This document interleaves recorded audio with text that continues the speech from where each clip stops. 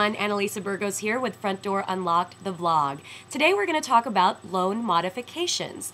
Now I know you've heard all about them. They're all over the media, especially since a lot of adjustable rate mortgages are being reset. And President Barack Obama set some new standards for loan modifications so that, lenders can get some incentives for actually completing them for struggling homeowners. So today we're going to talk to our fabulous real estate expert and favorite Front Door insider, Tara-Nicholle Nelson, to just break it down. What is a loan modification? And more importantly, how do I get one? Is it really hard to get one? Check it out. A loan modification is simply an agreement that a homeowner, a borrower, makes with their lender to change something about their loan. And the goal of most of the loan modifications that are going on and that will go on over the next couple of years is really just to convert the loan into something that's a sustainable obligation for the homeowner over a long-term period of time.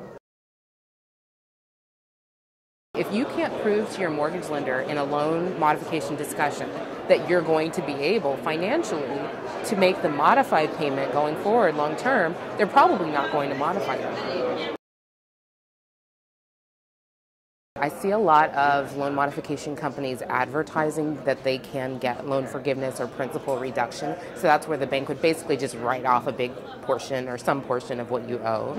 I am not seeing that happen. I don't think it's really that realistic. And if you put yourself in the mind of the bank, it just really doesn't make sense for them to forgive portions of your principal. The one instance where we do see that happen is on short sales. If a bank agrees to allow you to sell your home for less than it's worth, oftentimes they are, by definition, forgiving some portion of your balance. But in terms of if you're just wanting to keep your home and get a modification, what does happen on occasion is a bank will split the principal balance into a couple of loans, have you make a payment on one portion of it, and then have that other loan be what we call a silent second. So it's money that you owe them, but they don't require that you make any payment on it until you sell the house or refinance it. But they're not really just saying, sure, walk away from that piece of the loan balance. Because all of the banks have in the back of their heads that when the market comes back up, they don't want to put you in a position where you benefit and they have nothing, they can't recoup the money that they lent you in the first place.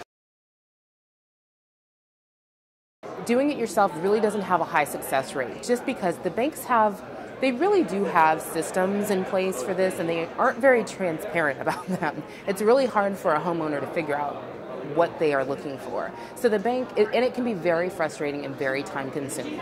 Lots of the bank's loan modification staffers will not leave voicemail messages. They won't send or accept email messages. They'll only accept faxes or mail. And it gets to be really dizzying. You have to talk to them during their business hours.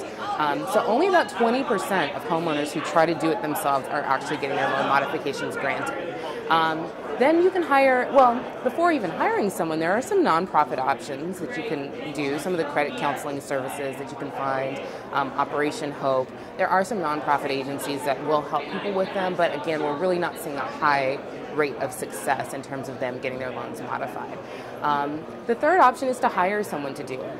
And there really are kind of two classes of professionals who are doing it. There are loan modification companies, some of which really don't have much expertise except they've set up to profit off of this phase of the market. And some of which are actually licensed real estate brokers or licensed mortgage brokers. And then there are law firms. And a lot of the law firms have an expertise in bankruptcy or background in other sort of credit and debtor areas. You need to be impeccably organized, keep a log of all of your contacts, who you talked to, what their extension was, what they said, what the follow-up step was going to be, and call and call and call. If you're in a situation where you're not able to afford your home going forward, really talk to your lender about doing a deed in lieu of foreclosure, which is where it's not this long drawn-out legal adversarial process, but really you sign a paper that gives the home back to the lender. A lot of times they will give you some move-out money, which they're not going to do otherwise, because it saves them on lawyer fees. So remember, you won't know if you qualify for a loan modification unless you ask. So step number 1, ask your lender.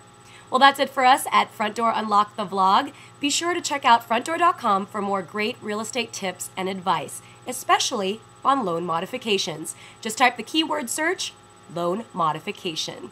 That's it for us. See you next time.